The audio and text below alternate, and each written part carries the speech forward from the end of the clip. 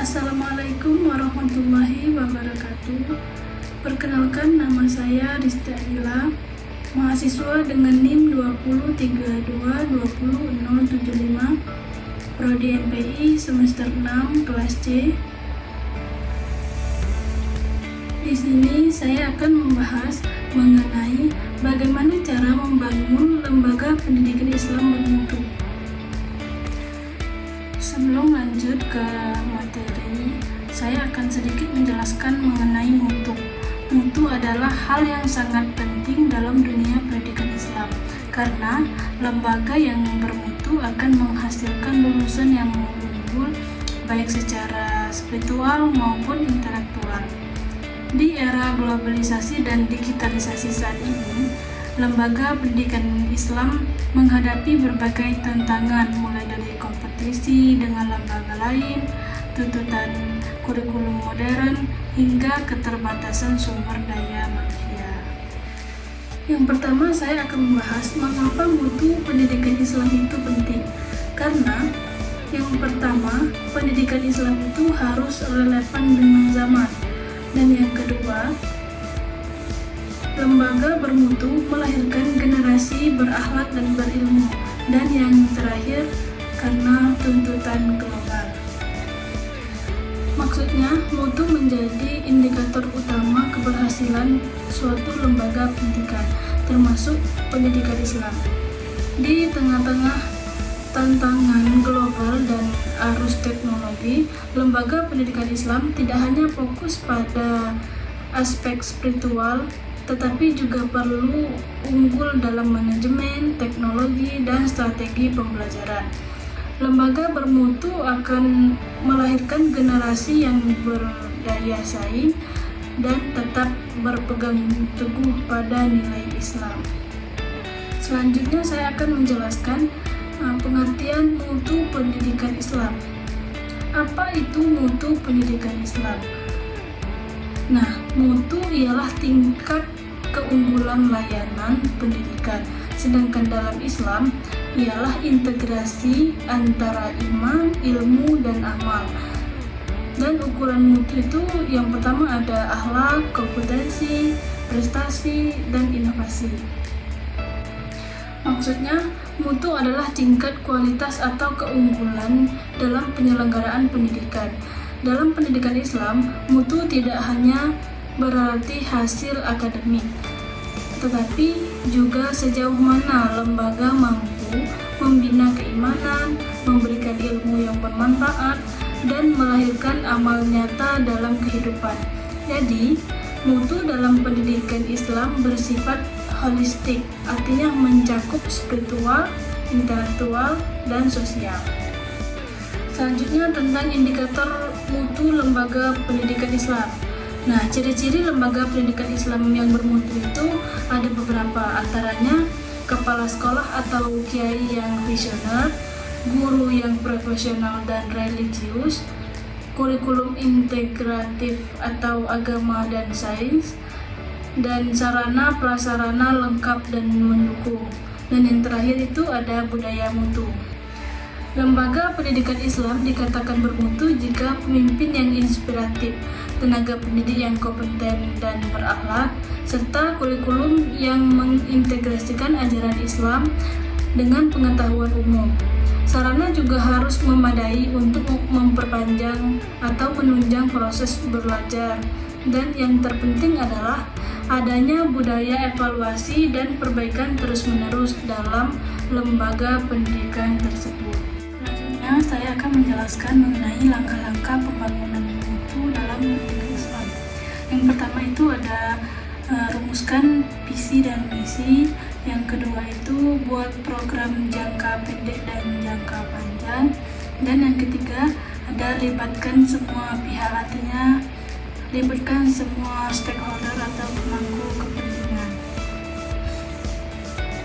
Maksudnya, membangun mutu dimulai dari perencanaan, visi, misi, karena harus dirumuskan secara Islami dan futuristik. Nah, lembaga perlu menyusun program kerja yang realistis dan terukur. Yang penting, semua elemen pendidikan dilibatkan sejak awal, bukan hanya guru, tapi juga orang tua, masyarakat, dan bahkan alumni. Artinya, visi dan misi menjadi arah dasar pembangunan lembaga. Rencana jangka panjang dan jangka pendek harus disusun dengan baik dan melibatkan semua komponen sekolah seperti guru, komite, orang tua, bahkan alumni. Karena ini bisa menciptakan rasa kepemilikan dan tanggung jawab bersama terhadap mutu lembaga pendidikan.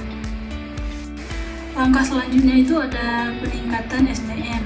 Yang pertama ialah rekrutmen guru dan tenaga kependidikan yang berkualitas. Yang kedua ada pelatihan dan pengembangan profesional. Dan yang ketiga, penguatan akhlak dan etika Islami. Sumber daya manusia adalah kunci mutu pendidikan.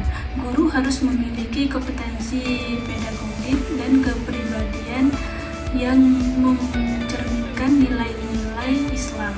Pelatihan rutin dan motivasi untuk terus belajar menjadi bagian dari sistem peningkatan mutu. Langkah selanjutnya itu ada inovasi dan digitalisasi. Maksudnya yang pertama itu ada integrasi teknologi dalam pembelajaran. Yang kedua, media pembelajaran digital Islami. Dan yang ketiga, administrasi berbasis IT. Nah, maksudnya pendidikan Islam tidak boleh tertinggal secara teknologi.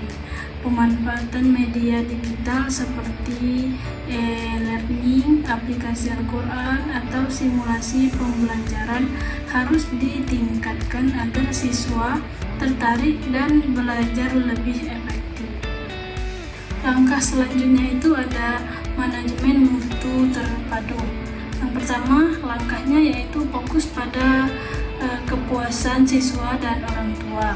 Yang kedua itu monitoring dan evaluasi berkala. Dan yang terakhir itu perbaikan berkelanjutan. Nah, maksudnya manajemen mutu terpadu itu atau total quality management dalam pendidikan Islam memastikan bahwa semua proses dilakukan dengan standar mutu tinggi, evaluasi rutin, dan keterbukaan terhadap masukan sangat penting untuk perbaikan berkelanjutan. Dan langkah yang terakhir itu ada kemitraan dan jejaring. Yang pertama ada kerjasama dengan masyarakat, masjid, dan instansi. Yang kedua itu kolaborasi dengan lembaga Islam dan universitas. Dan yang terakhir itu program beasiswa dan bantuan sosial. Nah, maksudnya mutu bisa ditingkatkan dengan dukungan eksternal, menjalin kerjasama dengan berbagai pihak, bisa membuka akses terhadap pelatihan, dana, dan sumber daya lainnya. Kemudian ada tantangan dan solusi dalam pembangunan mutu.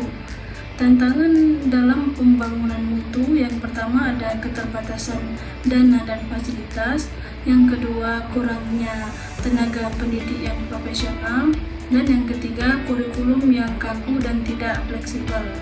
Artinya, tantangan ini sering muncul di lembaga pendidikan, terutama di daerah. Oleh karena itu, perlu strategi kreatif dan kolaboratif agar lembaga tetap berkembang meski dengan keterbatasan tersebut.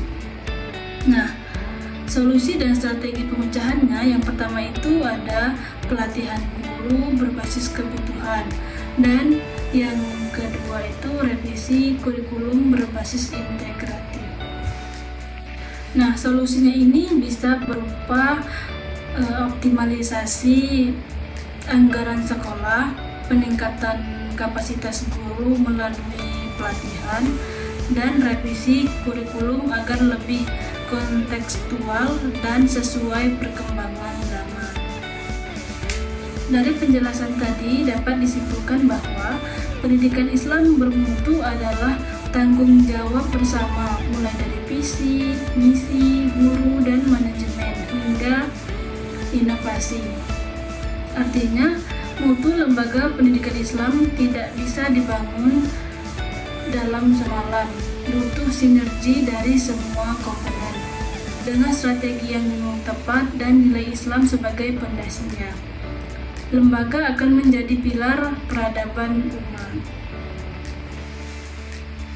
Hanya itu yang dapat saya sampaikan, kurang dan lebihnya saya mohon maaf, saya ucapkan terima kasih.